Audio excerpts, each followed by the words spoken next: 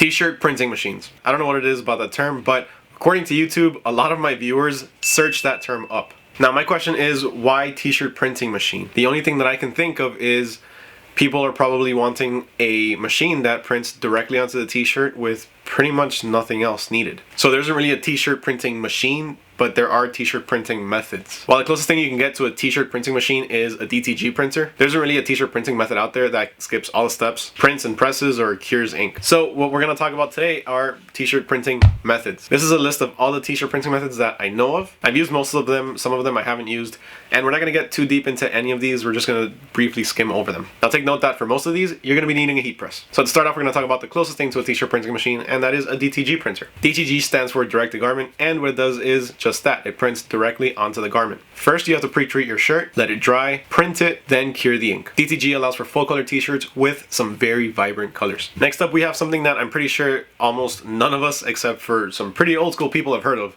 and that's belt printing. Now, I just recently discovered belt printing. It's pretty much the original screen printing. I wasn't really keeping track, but I'm pretty sure this is number 3. Coming in at the 3rd spot is screen printing. But not just regular screen printing, because we are, after all, talking about machines, right? So we're talking about automatic screen print presses. An automatic screen print press is just that. It's a screen printing press that you load up the garment to. It'll automatically flood the screen with ink, lower it, and slide the squeegee. Then the platen under it will switch to the next shirt, and the process repeats. Next up at number 4, we have white toner printers. White toner printers are just laser printers that are able to print the color white. So usually instead of printing black, it'll mix all the colors together to print black, and the dedicated spot for the black toner is usually swapped out for white toner. For this, you have 2 different sheets of paper that you use for each print. One of those papers is the A sheet, while the other is the B sheet. You're going to print on the A sheet, and you're going to marry it to the B sheet using a heat press. The B sheet is pretty much just the adhesive that goes behind the print. After that, you press, peel, and press again, and done. In this next spot, we have DTF printing. DTF printing stands for direct to film printing. When you DTF print, you print a transfer using a special DTF printer.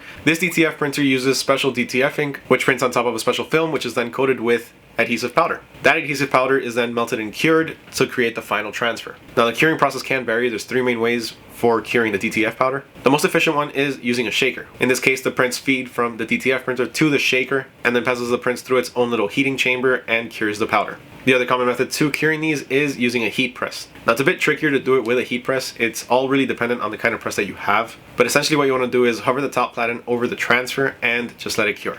In my experience, it's taken me about 2 to 3 minutes to fully cure the ink and powder. Now the other option that I've seen people use is an actual oven. I've seen some people purchase a convection oven, such as the one that I use for sublimation, slide a tray in there with the DTF transfer, and just cure it that way. Next up, we have vinyl cutters. In the apparel decoration business, that's how the majority of us got started. Get your heat transfer vinyl, cut it by the different colors, and press it using the heat press. Next up, we have vinyl cutters' bigger and stronger cousin, and that's the print and cut machines. Print and cut machines are awesome because you can take printable vinyl, print on them, and cut right after. So the machine is an all-in-one.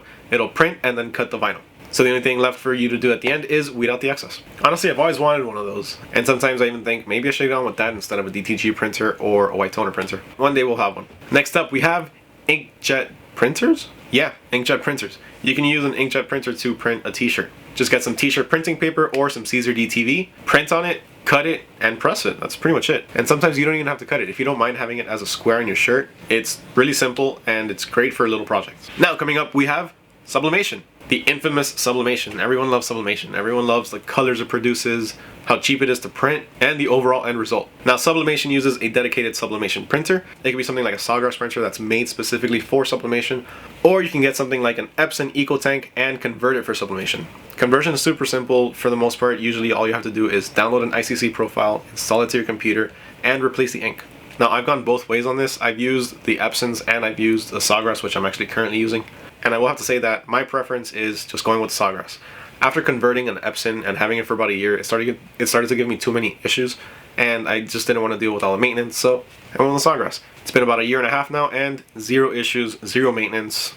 I love it. So if you just got any of these machines, or if you're thinking of getting any of these machines, please make sure to hit that subscribe button so that way you can learn more of them in future videos. If you found this video helpful, please also make sure to smash that like button. It truly helps out the channel a lot and makes me feel good. Huge thank you to everybody for watching. As always, it means a lot, and catch you guys next time. Peace.